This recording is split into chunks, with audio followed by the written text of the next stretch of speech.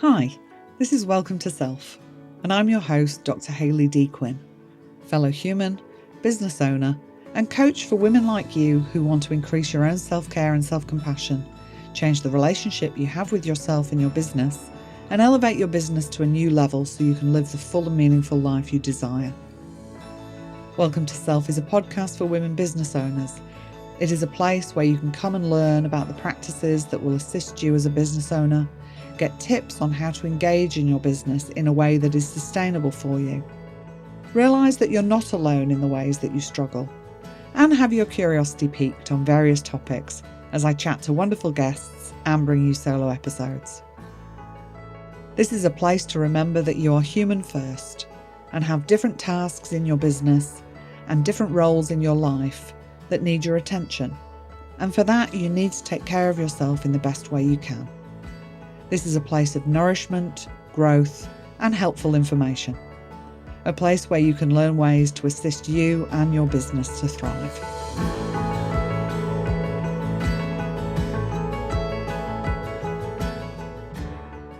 Hi, and welcome to another episode and another great guest. If you enjoyed this episode or any of the other episodes, I'd really love it if you would leave a rating and review. This is the best way for podcasts to reach a wider audience and get helpful information into the ears of more people.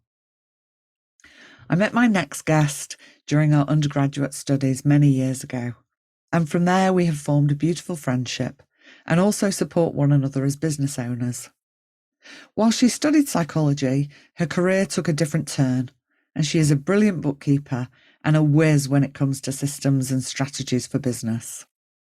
Originally from Scotland, Donna Gilmour immigrated to Australia in 2002. She has a degree in commerce with a major in accounting and an honours degree in psychological science from Griffith University in Brisbane. She's a certified bookkeeper, BAS agent, Xero advisor, and a member of the Institute of Certified Bookkeepers, Australian Bookkeepers Network, and Australian Accounting Technicians. Her business, Time and Space, provides end-to-end bookkeeping, BAS services and business advisory services to small business owners that facilitate better financial and organisational outcomes. As well as numbers and all things organisational, Donna is passionate about the psychological, physical and energetic impact of clutter on one's mind in all areas of life, from work to family, but is particularly interested in how this affects working environments. Utilising cloud technology, apps and tools, she frames her core services from the business owner's perspective, with a key focus on streamlining and efficiencies to ensure her client's business thrives. Donna is in touch with business operations at the grassroots level and brings 30 years' experience and the latest technological solutions to streamline and simplify financial and administrative processes that save time and reduce costs. I just know you're going to get a lot out of this episode. So grab yourself a cuppa and a way to take notes and enjoy the episode.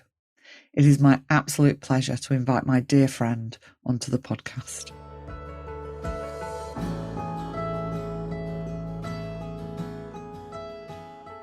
So hi Donna, thank you so much for coming on the podcast. This is so lovely. You and I have been friends for such a long time and it's really, really lovely to have you join me on the pod.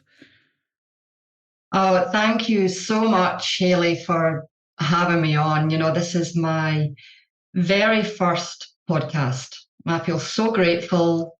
I just thank you so much for inviting me on. I'm excited. I'm a little bit nervous, but you know me.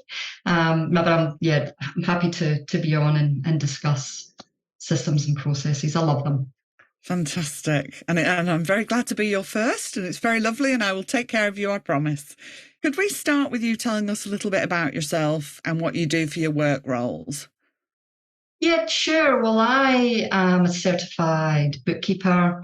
I'm also a BAS agent and business consultant and run my practice from Ormiston in the Redlands. So really, you know, I love bookkeeping. I love helping small business owners with their financial management and back-end business administration operations. So we help across section of clients, across many different industries, from allied health, which is one of my favorite industries to work in, building and construction. We help clients in the farming industry, retail industry, a lot of trades, real estate, both residential and commercial real estate. So it's quite varied in terms of the different industries that I work in, but I love that. I love the variety. I guess being a bookkeeper, a lot of the work that we actually do is end-to-end bookkeeping, vast services, payroll. So we do a lot of payroll and HR compliance. And, I just love all the financial aspects to it. So cash flow, budgeting services, but kind of aside business as well. Like, we provide consultant services, for small businesses and solopreneurs they're kind of all geared towards, helping businesses and solo operators to work more effectively and efficiently. With the idea, so that we can help them facilitate having better, financial and organizational outcomes. Yeah. So yeah, it's I love it. I love, rolling up the sleeves and working one-on-one and actually going into businesses to really review what's already in place. And, I just help them identify, and obviously with my input as well, but just inefficiencies in a business and areas for improvement.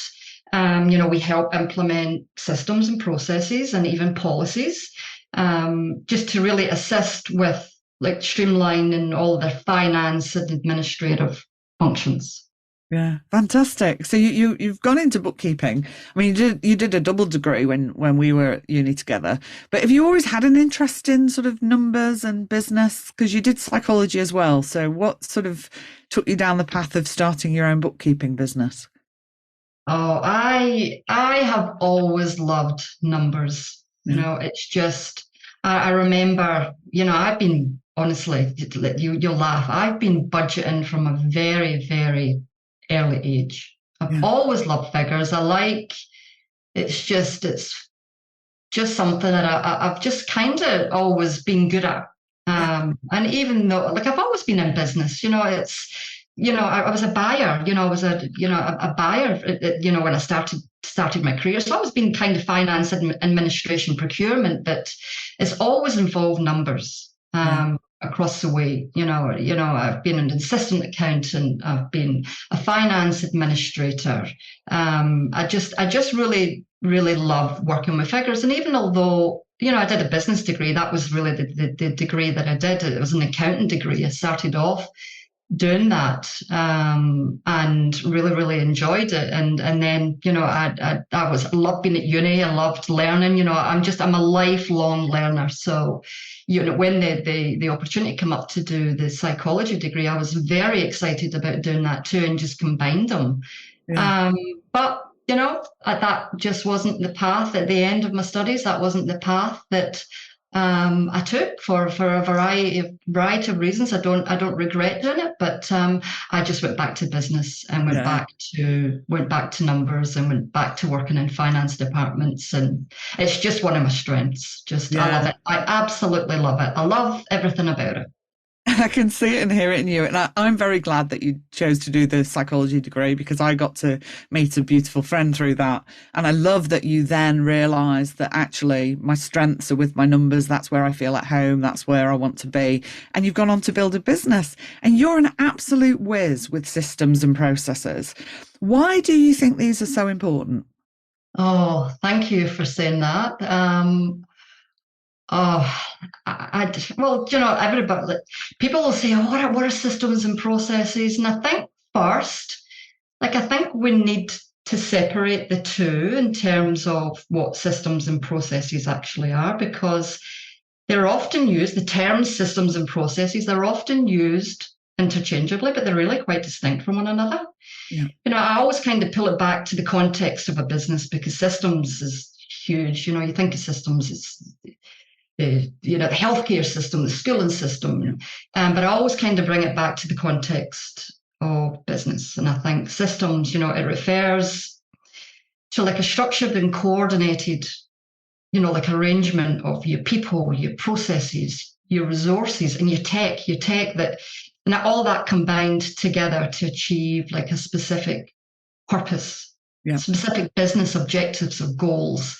It really involves like the integration of various elements to create like efficient workflows and streamline operations and ensure effective management of your tasks, your information, your resources within your business. It's really broad. The system is the big thing. It's like a bookkeeping system. It's huge. Yeah. But I think processes, on the other hand, I think they typically focus on the how. It's like a series of tasks or steps that need to be followed to achieve whatever that outcome is. Like they kind of occur in a linear order. Yeah. There's a really good quote which I think just really nails systems. I don't know. I think his name's Michael Gerber. I think he wrote that book, The E-Myth Revisited. Have you read that? Yeah. I haven't read it, but I've heard of it. Yeah. He's a huge systems guy, huge. And I love his quote. It's just sums it up for me. And what he says, when in particular to business, you've got to organize around your business functions, not your people. Yeah. You build your systems. You own a business. The owner builds their own systems within each of your business functions. Yeah. So you let the systems run the business and the people run the systems. Oh, that's brilliant. I think it goes on to say like people come and go, but the systems remain constant. So I think that really sums it up. Like I've worked, and not even just through my own career working for different companies, but running my own practice now and being able to actually work alongside business owners and actually go in on site and see how the business is operating. And you'd be surprised, like I worked for Veolia Waterfront for many, many, many years, and I really loved that job. I got heaps of experience for that job. Like I was assistant accountant, I was an office manager. I looked after some admin staff on all the different sites, and we had a wonderful leader in there. He was amazing. I'll never ever forget him. And I was always, I'm always trying to improve things, and it's just something that I just naturally want to do. I hate waste. I hate time waste. If there's a quicker and more efficient way to do it, it's like my brain is geared to find it. Yeah. And I remember him saying, you kind of got a natural flair for this because, I used to actually do like the monthly claim. It was a huge claim. It's not just like a couple of hundred, it was millions of dollars. So there was a whole system behind that. And I said, no, there's certain areas within this that can be really sped up. Like, we're quite inefficient in the system. And I always remember him saying, regarding systems and processes and how much he thought they were so important for businesses. But he says there are actually systems and processes that he said they're actually easy to implement. They're easy to come up with, but it's actually getting your staff to follow them that is the hardest part. And that always, again, I've seen that. I've seen companies that have got really good systems and the staff just don't follow them. I think that's kind of the biggest issue with systems, but I think they're really important. Everybody in the company needs, or the business needs systems. They're really important. So what would you say are the biggest advantages of having systems in place? And what might be some of the pitfalls if you didn't have them? Oh, there's lots. There's lots of advantages. One for me, I'm going to take you back, Hayley. When were we at school? When were we at uni? How many years ago was that?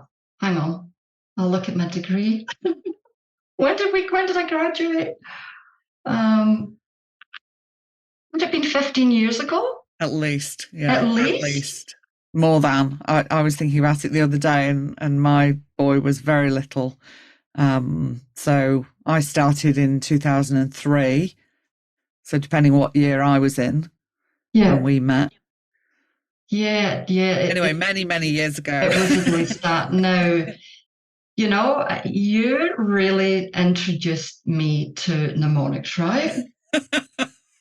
And honestly, I probably wouldn't have gotten the grades that I got if it wasn't for mnemonics. So just for people listening, mnemonics is a way of actually remembering content. And Donna and I used to have a lot of fun and a lot of laughs with me coming up with the most ridiculous sayings to remember things that we had to work on in our exams. And and I bet, Haley, with your brilliant memory, you probably remember some of them, but that's for another time. But if you think about systems, I always I don't know where I saw this, but it was brilliant and it really reminded me of you. But if you actually write out the word system, so you've got your S, your Y, your S, your T, your E, your M, your S, and I saw it on Instagram somewhere and it said systems. So it's got systems, save, you, space, time, energy, money, and from feeling stress. And I thought that was brilliant.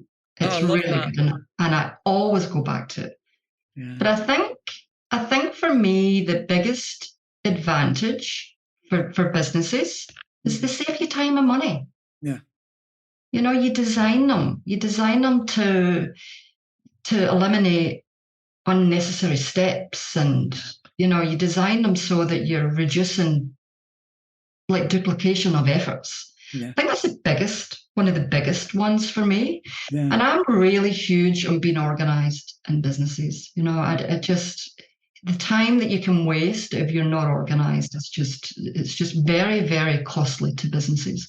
Yeah. So I think systems really allow you to they foster being organized in your business. Yeah. They provide a kind of like a framework, like a structured framework and processes that help the business owner, the company, the staff, individuals in your company, they manage everything that they've got to do, whatever that is, the tasks, that they help you manage your information and your resources. I think who doesn't want to save time and money? And I was just thinking as well, even if you don't have staff, I mean, if you're a solo operator, I mean, saving yourself time is going to be so important, isn't it? And also helping prevent burnout. Oh, of course. You need them. You need them if you're a sole operator. You need. I use them everywhere. I use them in my life. Yeah. And we're all busy. But I guess going back to the importance of them as well, they really facilitate efficiency and consistency in your business. Yeah.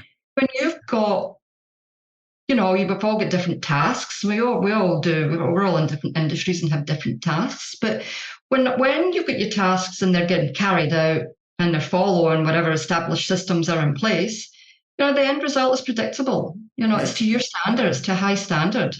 They facilitate growth in your business. Yeah. Even if you are a sole operator and you've got really good systems and processes in your business, and you get to a point where you want to grow your business, you want to take on more staff, you want to provide more services or wherever that is. Well-defined systems and processes are scalable. It helps to make things easier for your business to grow. Absolutely. You can delegate things. They allow for delegation. But I think going back to some more, I guess why they're really important. I think, and this is huge. It's for me anyway. They reduce stress. They increase clarity in your business. Business can be hard. It can be stressful, and if you're coming up to work and you don't know what you're doing, you've got everything everywhere, you don't know where to start. It really makes it hard for not only you, but if you're taking on staff to understand how they need to perform the tasks. Yeah. I think that clarity and that reduced stress, it really promotes like an organized and calm working environment. Yeah, I think you make some really good points there. I can attest to that with the systems in place. I've just recently employed the wonderful Ruby, and she's doing a lot of the back end on the podcast.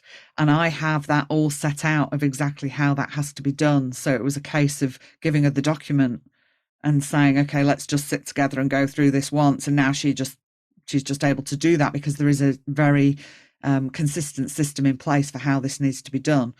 And I'm sort of looking at, okay, where else does that need to happen so I can delegate other jobs as well? But that sense of don't start with overwhelm. If you've got no systems in place, you're kind of starting from a place of overwhelm, aren't you? Yes, yes, absolutely. And they can be so changeable over time too. When I was working for different companies over the years, and some of them had quite good systems, but you can be doing your job and think, no, this can be done better, and then you just implement other systems, or you might have a system in place that work really well, but tech comes along and changes things, and you can just improve that system. But I think ultimately as well, systems are just really good for your customers. They're good for your clients. Yeah. Consistent delivery of services or products or whatever it is through well established systems and processes. It really it leads to client satisfaction and retention. Which is important for all businesses, right? Yeah, clients know what to expect, and they can really rely on a company that can deliver consistently. Fantastic. If I use to try and put it into context, if I use my bookkeeping and BAS services practice as an example, we've got weekly, fortnightly, monthly, quarterly, annual tasks. We've got some clients who reconcile weekly, some reconcile fortnightly, some monthly. I'm now going to go back to weekly because I think that's just best practice. But we've got some payroll clients, and their payroll can be done weekly, fortnightly, sometimes all on different days. We've got all of our compliance requirements. We've got BAS. We've got clients who we submit BAS and IAS monthly and quarterly, superannuation, some monthly, some quarterly. There's a whole host of annual tasks too. It's all compliance driven and date driven. Yeah.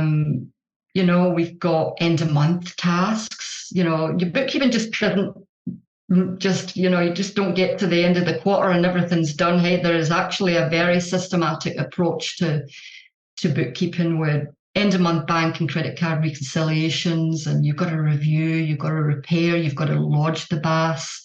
A lot of bookkeepers work within the balance sheet for most companies, so we reconcile all GST loan accounts. That just doesn't happen just when you just turn up to work. It's very systemized. It's very date driven.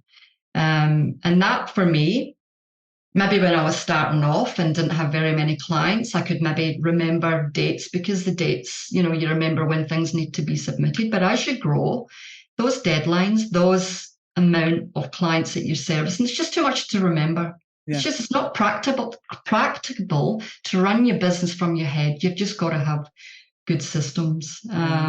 Having them allows you to run things efficiently. Not having them could lead to actually missing, whether you're a bookkeeper, whether you're a different type of service provider, could lead you to missing really important aspects of things that need to be done and deadlines that need to be met, which, like you say, could lead to customer dissatisfaction, could lead to you losing customers, or could lead you to actually having to spend more money getting things fixed up and sorted out, which isn't good for anybody's business. No.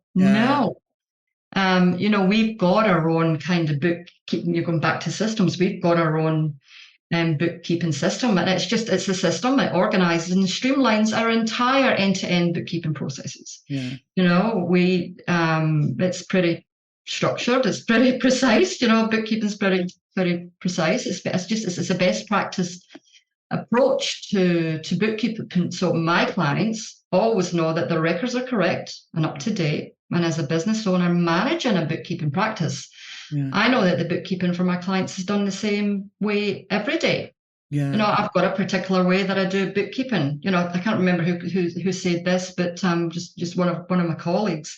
If you put 5 bookkeepers in the same room and ask them all to do the same task, guaranteed they will all do it differently. I don't want that. I want bookkeeping done to best practice and the way that I want bookkeeping done. So, we use a particular kind of like software that's built into the system. It's got tasks, templates, checklists. It streamlines the whole entire bookkeeping process. Yeah, I giggled to And myself as you're talking because you're saying bookkeeping is very precise, but I talk to so many women business owners where their bookkeeping is not precise. In fact, their bookkeeping stresses them out immensely.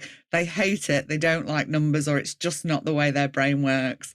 And I think, either working out ways to put some systems in place, or actually, like I've done with you, I don't want to do it. I do a little bit of my zero reconciling, but ultimately it's like, you are my numbers girl. I love you for it. I don't want to be thinking about all that. It's like, I'll do the things I can do. And I know I've got you to be able to say, okay, there's some notes in zero. Over to you. Thank you very much. yeah, Because a lot of people find it really stressful.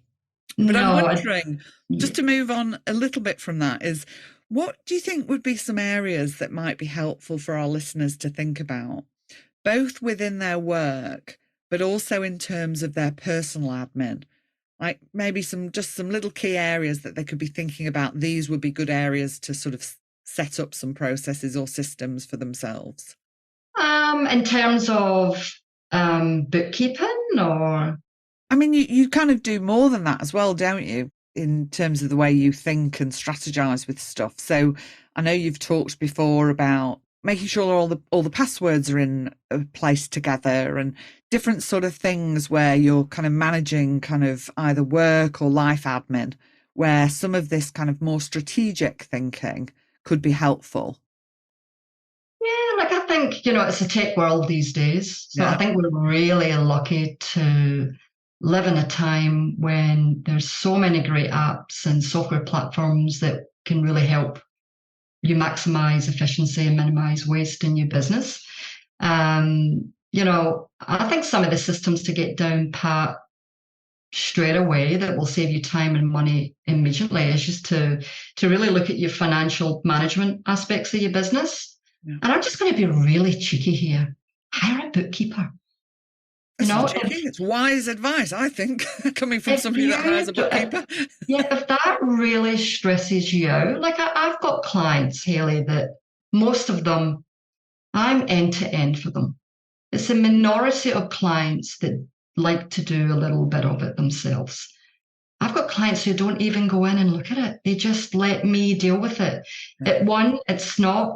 It doesn't play to their strengths. Like they didn't go into business to be a bookkeeper.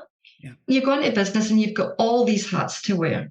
You're starting up your business and, bookkeeping, it's not a strength that a lot of people have. Mm. So I would say if you can afford to outsource your bookkeeping, take that hat off. Yeah. Because the bookkeeper or the bookkeeping practice, they've got it all worked out. Their system's already there. Yeah. I'd say take that hat off immediately. Yeah. Um, I'm pretty, I like working with tech. I like the software that can really help to just save you time, not only in your business, but save you time in your personal life too. Yeah. And I'll tell you what, the biggest two time sucks I have ever seen in all the businesses that I've worked with is not having a password management system. Yeah. And I mean, it's huge. I would hate to actually put a cost on it for some of the businesses that I've worked in that where you go in and the passwords are on post-it notes stuck to the screens, or they've got an Excel spreadsheet with the passwords and they've changed it so many times and sometimes you can't even read the password. I've seen business owners not even been able to get into their own systems because some of their staff have changed passwords. Yeah. They're a game changer. And you would think having a passwords manager, that's simple. It is simple. Just implement that. There's loads of password management systems out there. Like I use 1Password. I not only use it for my business, I use it for my life. Yeah. You think of everything that you need a password for these days. Yeah. No, just to give you a little bit of background, I'll be quick with this. I had a client who, and not to say this, like I kind of, when she told me, I thought, oh goodness, like it's a beautiful, beautiful client, I love her. She I used to go in and do some on-site work with her. And I'd see her, she had her passwords all on an Excel spreadsheet. And she had a lot of traffic coming in. Yeah. She's a retail business, a lot of traffic coming in. And I'm looking and I'm seeing the Excel spreadsheet on the desk. I'm like, oh my goodness, she would be maybe turned away and somebody could pick up that and all the passwords are in there. Well, she got hacked. Yeah. She got hacked about a couple of months ago. And it was, it really stressed her out, like to the point where she had massive anxiety over it.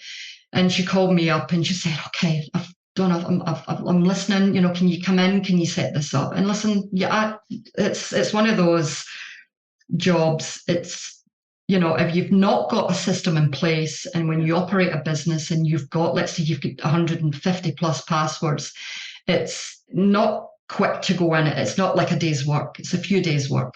Yeah. And I went in there and I said, okay, I'm going to work here. I'm going to sit alongside with you, because when you're updating passwords, you're having to go into the back end of systems and update them. And but I implemented 1Password for her. I've got it all on her computer. Like, she works at all of her product, like takes all Apple, iPads, iPhone. She's got multiple staff. I set it up in a way that only gave her staff access to the passwords that they needed. Yeah. They don't get our Excel spreadsheet with all our other passwords. They're your private and confidential information. Yeah. So that is one thing that can really, really help you save time. If you you go into this happened to all of us, right? We go in and we try and find the password and we put the password in and no, that's not the password. And you're like, oh, what's the password? And then you have to reset passwords. That takes time. Yeah. And time, my friend, is money. Absolutely. Can I just clarify, when you say 1Password, that's the name of the app, right? You're not actually using 1Password across everything. Like I've used various ones in the past. I've used LastPass. Don't use LastPass anymore. I've got a really good IT guy that I work with, and he said, come off LastPass and go on to 1Password. So I set everything up on 1Password, and it's really intuitive, really intuitive. And 1Password's never been hacked. LastPass, I'm sure they've had some kind of problem in the past. It just securely stores and manages your passwords. It's a great system to put in place. You will save time immediately. Yeah. Another one where there's just huge waste in is just your documents, your digital filing and your document management systems. There's lots of cloud storage systems out there. Like I use OneDrive. I use it for business. I use it for life information. Yeah. There's Google Drive, Dropbox, that really helps you to store and organize all your docs. I do all my photos, all files, like everything that you really need in your day-to-day operations, so that you're not having to waste time, navigating different systems and locations to find what you're looking for. Like, how soul destroying is that? You're trying to find a document, you don't know where you've put it. I'm fairly structured and organized that way with my docs. Yeah. I think I read, it was an Australian study, so don't quote me, I can't remember who did it, but they studied Australian businesses. And I think they said employees on average lose a half hour a day looking for documents because they've lost them, they've not filed them properly. And then they spend another half an hour recreating that document that they've lost. That's an hour a day per employee. 5 hours a week. If you're working 5 days a week, that's nearly a whole day's work a week. Can you imagine that? Just roughly, just say you've got 40 employees. Yeah. Who are on average of $40, just say $40 an hour. Yeah.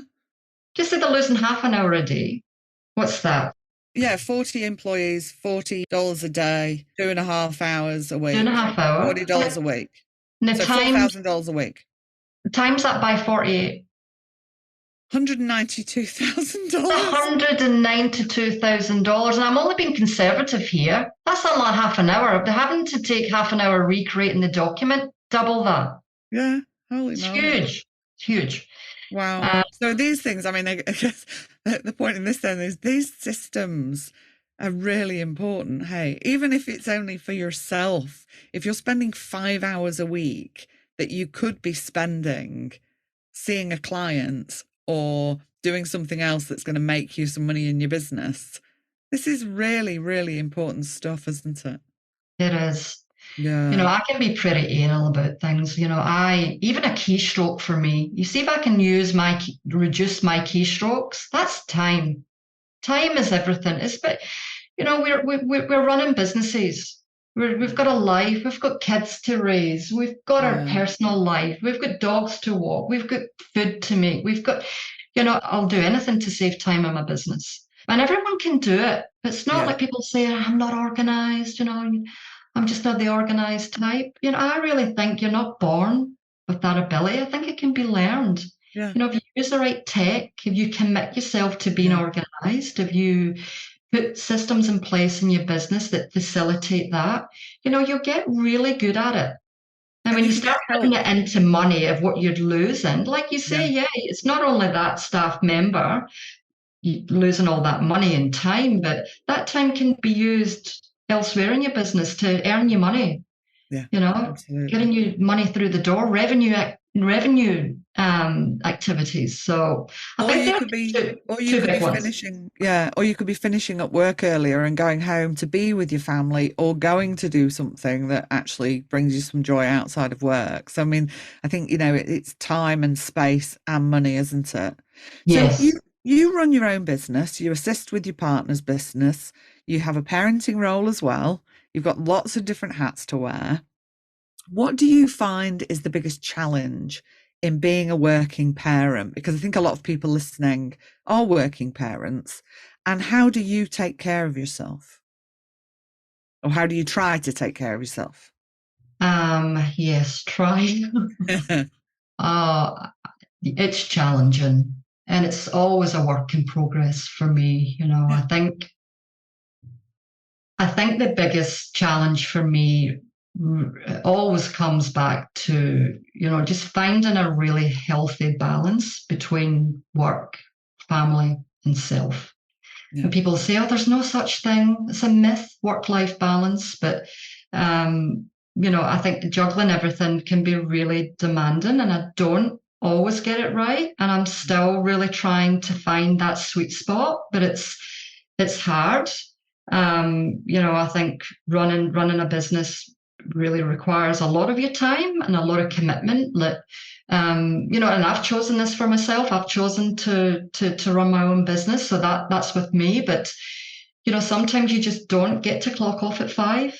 And especially when you're in that building phase and you're really trying to make your business work better. But I love being a business owner, all of that. But sometimes now I know it doesn't sound good, but sometimes I don't prioritize self-care. I have in the past been quite notoriously bad at this, but yeah, I am improving because I really realize, you've self-care, it's really different for all of us.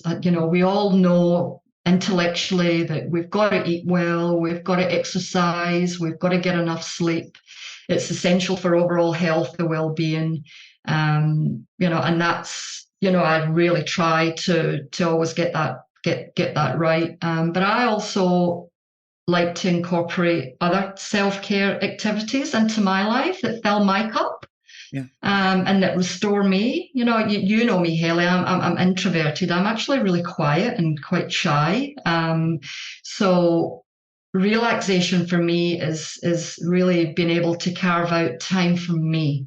yeah, And I don't mean this to sound selfish. I love my family. I love spending time with my family. I've got a beautiful son. I've got a lovely partner. We love to go away and camp and do all those family things. At the end of the year, we always take a 2-year break. But I need time for me. I need that kind of those solitary activities. And sometimes I love getting away with my friends too.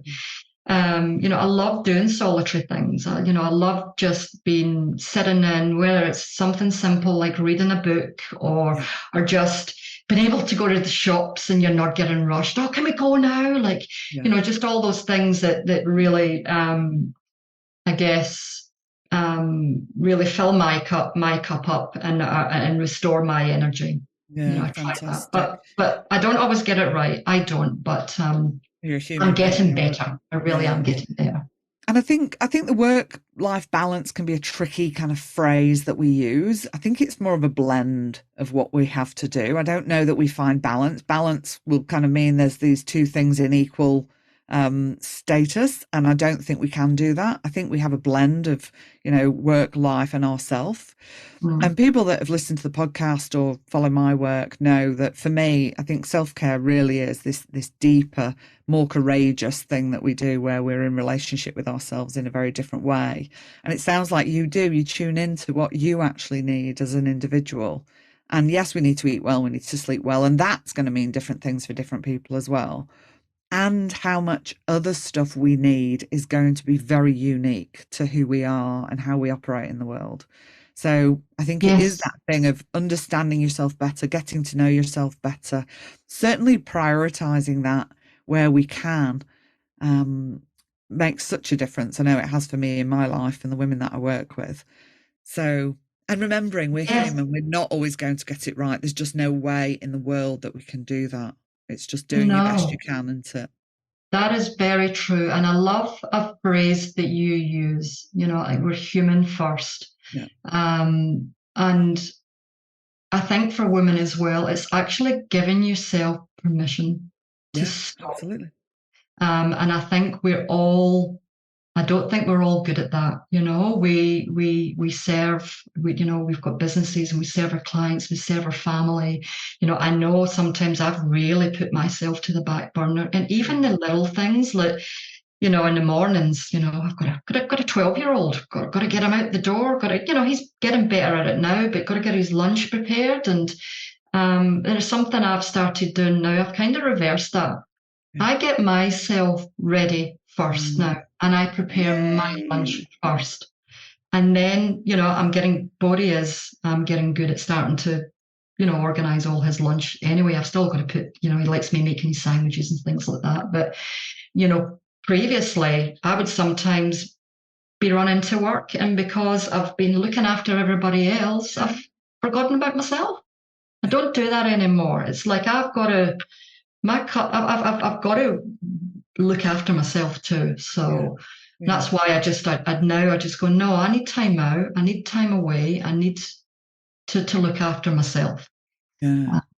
Yeah. Well, as you know, I'm extremely passionate about helping women find sustainable ways of living and working so that you can have a thriving business and that you're thriving yourself. You're not giving everything to everybody else and then you've got nothing left for yourself. Because I Yeah. think when that happens, business isn't fun at all.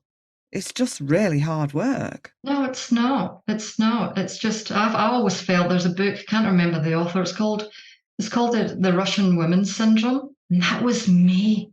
It Yeah. really was me running about, trying to get everything done. Like, and I thought, no, I can't do this anymore. Like, Yeah. quite an anxious person as it is. Like, it was making me more anxious. You've Yeah. got to just Yeah. decompress a little bit and really carve out that time for yourself. It's so important. And I am getting better at it. So, Yeah. all good. Greatest life hack: slow down your breath, and let your wisdom emerge. Yeah, Yes, that's beautiful. I love that. I love yeah. that. So, if you were starting your business from scratch again tomorrow, is there anything that you'd do differently? Ah, yes. um, listen, I'll tell you, I loved opening my business. It was so exciting.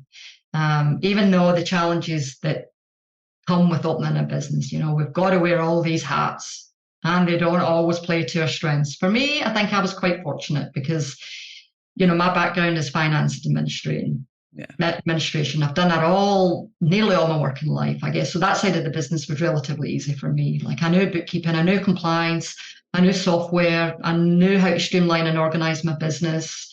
But other areas like marketing, IT, growth, how to actually be a business owner, they were challenging for me. I spent way too much time trying to figure all those areas out by myself, and I still haven't got it all worked out. I'm not saying here, everything is fantastic. I'm still in my own way trying to be a business owner, and not work so much in the business. But I think one thing for me, I probably wish I would have done, is engage a business coach. Yeah. Or enrolled in a coaching program that was really specific to running a bookkeeping business. Yeah. Because the amount of time that I've actually put into my business, and made so many mistakes, and I've taken the time and made that investment. I probably would be a lot further on it than I am right now. I'm happy where I am right now. I believe in having a sustainable practice. But yeah, I probably would have done that. Like, I knew I had the technical knowledge and experience. I knew that I was driven, and I knew that I always wanted to run my business, but I struggled trying to do it all. I really did struggle. And areas that I really knew nothing about and should have just stayed well clear from. This is embarrassing, but I spent countless hours tinkering away with my website, coming up with copy. The amount of time that I just, looked at my logo and went, no, I don't like this logo. Oh, I don't like the colors. Like, creating that website was horrendous. I even took a mini course on Squarespace. Yeah. I was never happy with it. It just was not my strength.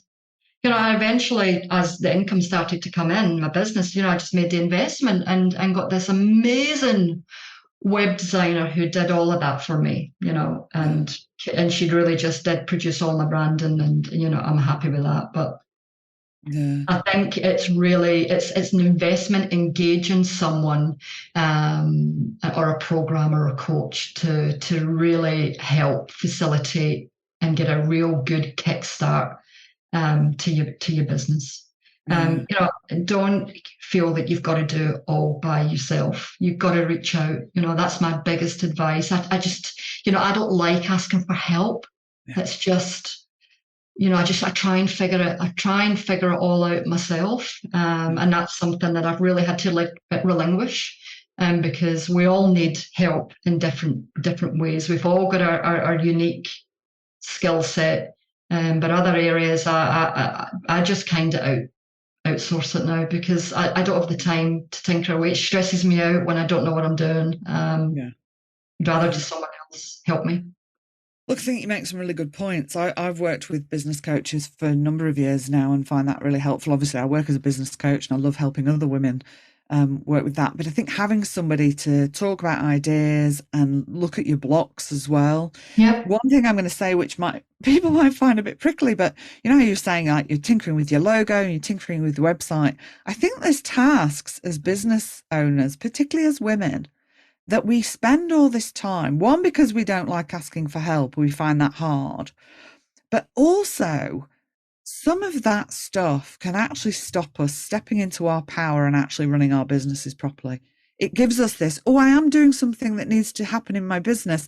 I am busy. I'm working hard. But I think part of it as well is it's an easier place because it helps keep you small. And I think as women, we have been taught, don't take up space, don't have a voice, certainly don't be successful, powerful, and make money. So I think some of that happens for women. And when we outsource, we make space. And then it's like, okay, well, there's space now. I need to be doing the things that are going to move my business forward. Oh, I love that, Haley. That is so true. We do keep ourselves in a safe space. Yeah. It's hard. It's like, it's like imposter syndrome as well, isn't it? It all goes back to that. No, I really, really love that. Yeah. I love that. Yeah. I've actually got an episode on imposter syndrome that was a couple of episodes ago, and another one coming up in another few episodes, because I think that is such a big topic. I actually had two different women on talking about imposter syndrome. So go back and listen to that one, or listen out for the next one that's coming as well. Yes, because these things I think are really important. And think about this for a moment. And I invite the audience to think about this for a moment. Is it easier for you to be tinkering with a task and telling yourself, oh, I'm not very good at this. This is quite hard. This isn't really my strength. Or is it easier to stand out in public and say, I am really good at this. This is my strength. And you need me to come and help you do that. Now, my guess is a lot of people would find it easier to be sitting there telling themselves they're not very good at something. Yes. Yeah. Yes. That's We right. we have to be so aware of what is going on in these tricky minds and thinking about what is it about my own history that helps me make sense of why I struggle with some areas of my business, and then do your best to reach out and get support for that. Yeah, that's beautiful, Haley. Really, really nice. Yeah. It's so true. It's so true. I still have tough moments. Yeah. I still have those moments where you start questioning yourself, you start questioning your ability, or you just think, oh no, I'm not going to be able to help that client. That's too hard, or that's probably for someone that's a little bit more experienced than me. And during those times, I really start to challenge myself now and really put myself in that space and go, no, I've got to really remind myself, no, you know what you are doing, Donna. Yeah. You know that you can help this client. So just put your big girl pants on and go and do your stuff. Yeah. But I still have those moments. I do. I think we all do. We're Absolutely. human first. Absolutely. And I think as your business grows, every time you get to a growth edge, along comes the discomfort and the questioning and the self-doubt because you're about to hit a growth edge. Yes. So you've got comfortable with where you're at and who you're helping and what you can do. And then your business starts to grow, or it might pivot or evolve in some way.